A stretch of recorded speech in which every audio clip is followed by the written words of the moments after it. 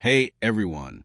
Today, we're diving deep into a topic that's often discussed, yet profoundly misunderstood: the history of slavery. You might think you know the story: the transatlantic slave trade, the plantations of the American South, the horrors we've all seen depicted. And those stories, those tragedies, are absolutely critical. But what if I told you that the history of slavery is far older, far more widespread, and infinitely more complex than most people ever realize? What if I told you that the very definition of slavery has evolved, fractured, and reshaped itself across millennia, nations, and cultures, leaving a legacy that continues to impact us in ways we rarely acknowledge? Today, we're going on a journey to uncover the history of slavery most people don't know. We're going to challenge assumptions, broaden perspectives, and hopefully leave you with a more nuanced and perhaps unsettling understanding of this dark thread woven to the fabric of human civilization. So buckle up. This is going to be an intense one. When we hear the word slavery, our minds almost instinctively jump to race-based chattel slavery of Africans in the Americas. And for good reason. That was an unparalleled atrocity, a system of dehumanization built on racial hierarchy, with catastrophic and enduring consequences. But to limit our understanding of slavery to this period, or even to this specific form, is to miss nearly 99% of its history. Slavery, in its broadest sense, is a condition in which one human being is owned by another, treated as property, and forced to work without pay, under threat of violence or coercion. It is, fundamentally, the deprivation of liberty and autonomy. And this condition, in various guises, has existed in virtually every civilization on every continent, from the dawn of recorded history right up to the present day. Let's rewind, way back, thousands of years before Columbus set sail, before the first sugarcane was planted in the Caribbean, before the concept of race, as we understand it, even existed. Slavery was already a feature of human society.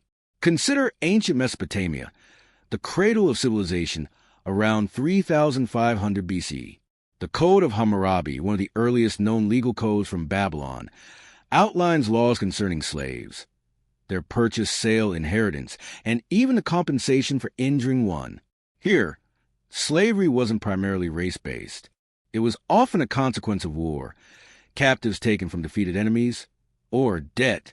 A person unable to pay their debts might sell themselves or their children into temporary servitude.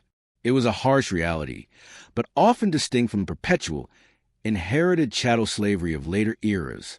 Debt slavery, in particular, was common, where a person worked off a debt, with the expectation, however slim, that freedom might eventually be regained.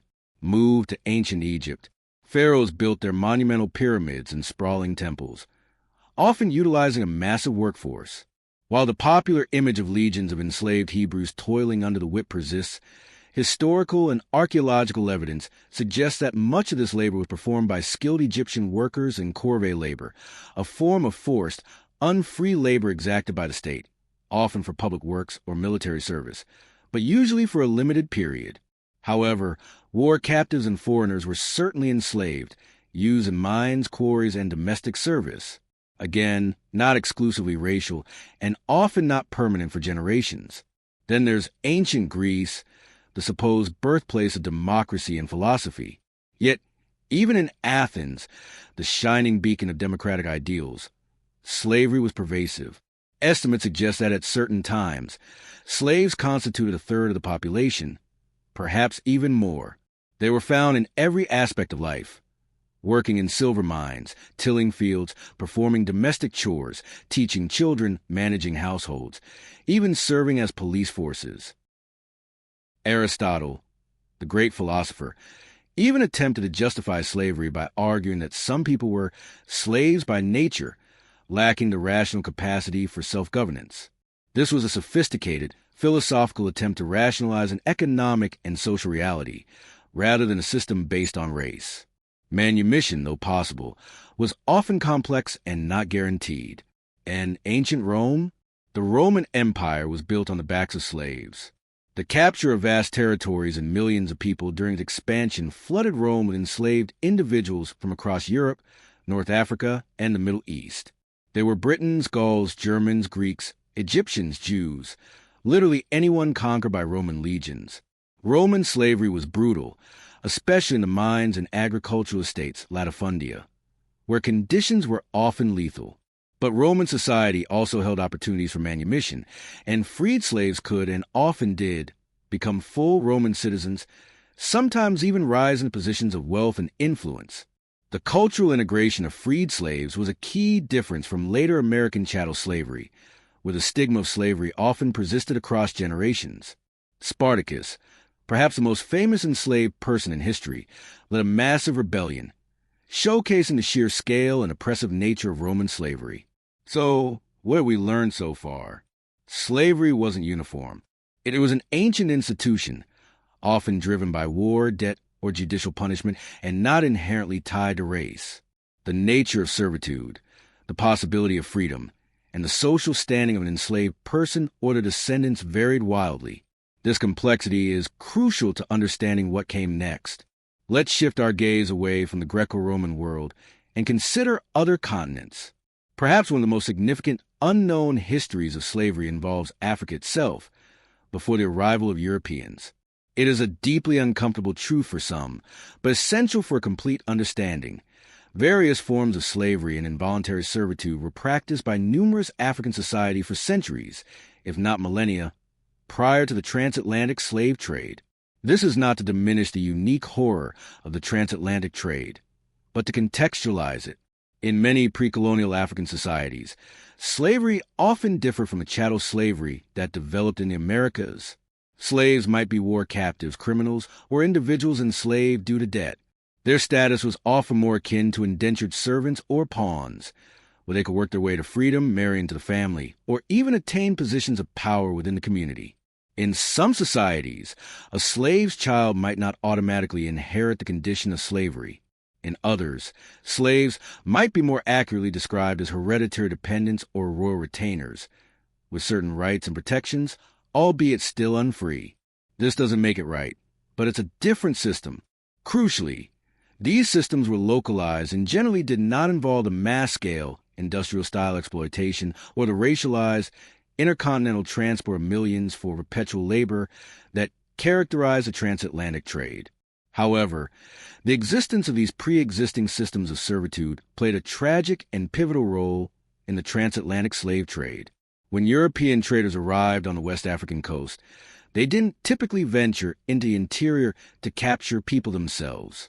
Instead, they tapped into existing networks of trade and power.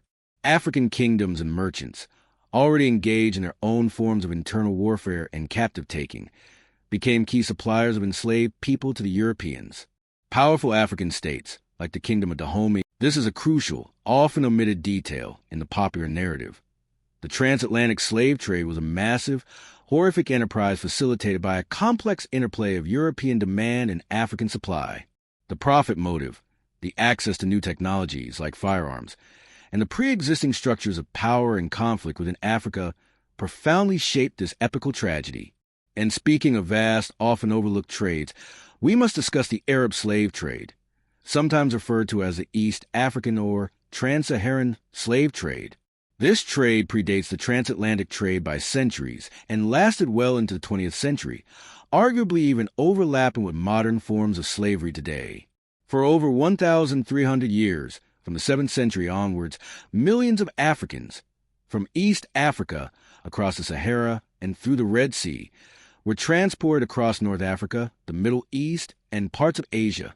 Estimates vary widely, but many historians suggest figures ranging from 10 to 17 million people, comparable to, or even exceeding, the transatlantic trade in duration and total numbers.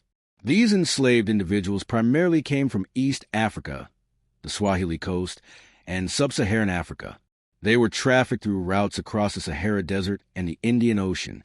Unlike the transatlantic trade, which predominantly sought men for agricultural labor, the Arab slave trade had a significant demand for women, primarily for concubinage and domestic service, and for eunuchs, who serve as guards and administrators in harems and palaces. The mortality rates on the trans-Saharan routes were incredibly high due to the harsh desert conditions. This trade, too, was often facilitated by African intermediaries and rulers who sold captives to Arab traders. While not based on race in the same way as the American system, as Arabs themselves were a diverse group, the enslaved were overwhelmingly black Africans, leading to a racialized hierarchy that persists in some parts of the Middle East to this day. This is a global story, incredibly long-lasting, and often completely absent from Western curricula. Let's expand further globally. Slavery wasn't confined to Africa, Europe, and the Middle East. In Asia, various forms of coerced labor, debt bondage, and servitude were also prevalent. In China, slavery existed for millennia, often tied to war captivity, judicial punishment, or desperate poverty. During different dynasties, the number of enslaved people could be significant, though the system often differed from chattel slavery, with more opportunities for manumission or integration. The coolie trade of the 19th and early 20th centuries, though technically indentured labor, often devolved into conditions indistinguishable from slavery, with Chinese and Indian laborers trafficked to the Americas, Southeast Asia, and other parts of the world to work in mines, railroads, and plantations under horrific conditions. In India, the caste system, while not slavery in the traditional sense, historically placed certain groups, particularly the Dalits, formerly untouchables, in hereditary servitude and extreme social degradation, often forced into specific occupations with no means of escape, a condition that arguably shares some characteristics with forced labor and still struggles with modern forms of bonded labor. Even in Japan, during various historical periods, forms of slavery existed, often involving debtors, criminals, or war captives. These examples further underscore the ubiquity and diverse forms of human exploitation. Now, let's circle back to the transatlantic slave trade, but with a fresh perspective, armed with the knowledge of slavery's broader history. When Europeans arrived in the Americas, they encountered a new world that also had forms of indigenous servitude, albeit generally not the chattel slavery of later European design. Some indigenous tribes practiced captive taking, sometimes integrating captives into their societies, other times using them for labor or ritual purposes. Kitist, October 8, 2025, 5:38 p.m. However, these systems were localized and small scale compared to what was to come. The transatlantic slave trade, spanning from the 16th to the 19th century, was truly unprecedented in its scale, its economic organization, and its devastating impact. What made it distinct was its foundation on race and its chattel nature. Enslaved Africans and their descendants were considered property, commodities to be bought, sold, and inherited. Their legal status was not personhood but property, stripped of all rights, often brutally exploited for generations, with no hope of freedom. This racialization was a deliberate construct designed to justify the immense profit generated by the system. Most people know about the Middle Passage, the horrific journey across the Atlantic, but the sheer economics are often overlooked. Slavery wasn't just a side project. It was the engine of global capitalism for centuries. The sugar plantations of the Caribbean and Brazil, the tobacco and cotton fields of the American South. These were immensely profitable enterprises that fueled the economies of European colonial powers. Britain, France, Spain, Portugal, and later the United States built vast wealth on the backs of enslaved Africans.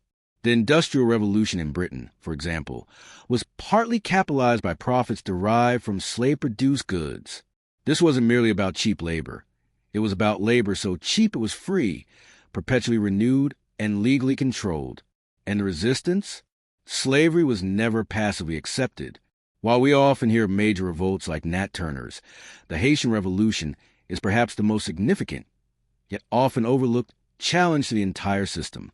In 1791, enslaved people in the French colony of Saint-Domingue, modern-day Haiti, rose up in a massive, coordinated rebellion. Led by figures like Toussaint Louverture, they fought not only against their French enslavers, but also against Spanish and British forces, who sought to exploit the chaos. In 1804, they declared independence, establishing the world's first free black republic, and the only nation founded by a successful slave revolt. This was a monumental event that sent shockwaves across the slaveholding world, inspiring fear and hope in equal measure. It proved that enslaved people could overthrow their masters and govern themselves, profoundly influencing abolitionist movements and slave rebellions across the Americas. The path to abolition was also far more complex than a simple triumph of morality. While the tireless effort of abolitionists like William Wilberforce, Frederick Douglass, and Harriet Tubman were undeniably crucial, economic and geopolitical factors also played a significant role.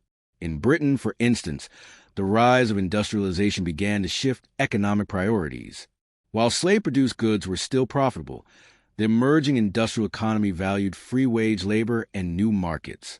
Some historians argue that the British decision to abolish slavery in its colonies and then use its powerful navy to suppress the transatlantic slave trade was not solely altruistic, but also served as evolving economic and imperial interests. In the United States, the Civil War was, at its heart, a conflict over slavery.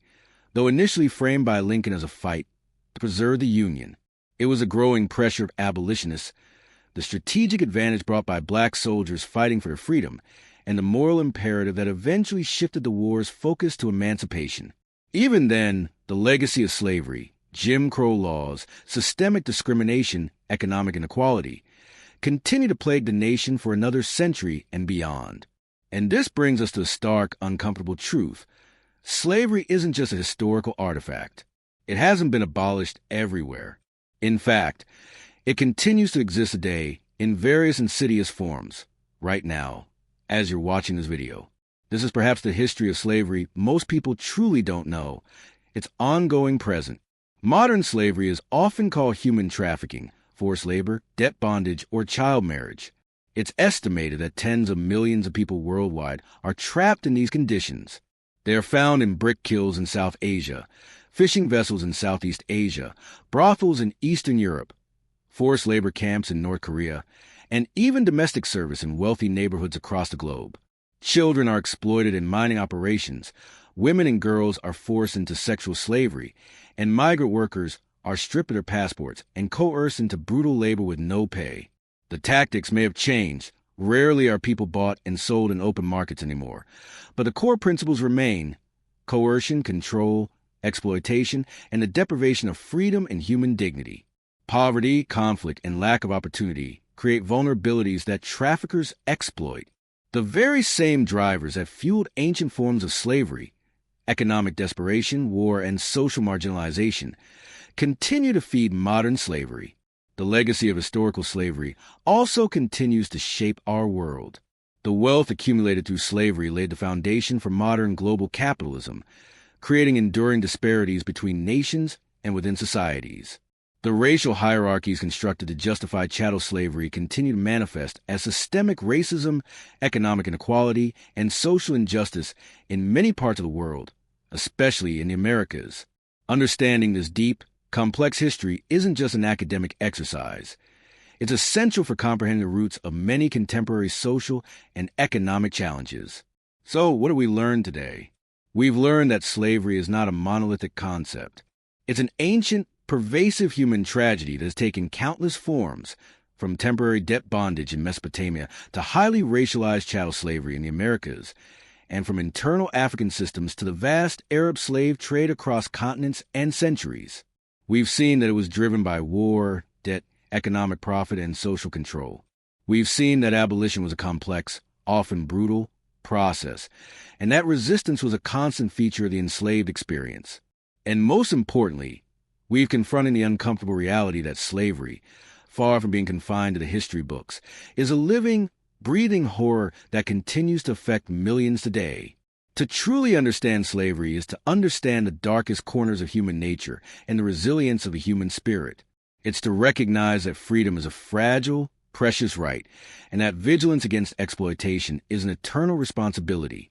By broadening our knowledge of this history, we gain a more profound appreciation for the struggles of the past and a clearer vision for the challenges of the present. Thank you for joining me on this incredibly difficult yet vital journey. If you found this deep dive insightful, and if it challenged your perceptions, please like this video and subscribe to the channel for more content that explores the hidden corners of history. Your support helps us bring these stories to light. We'll see you in the next one.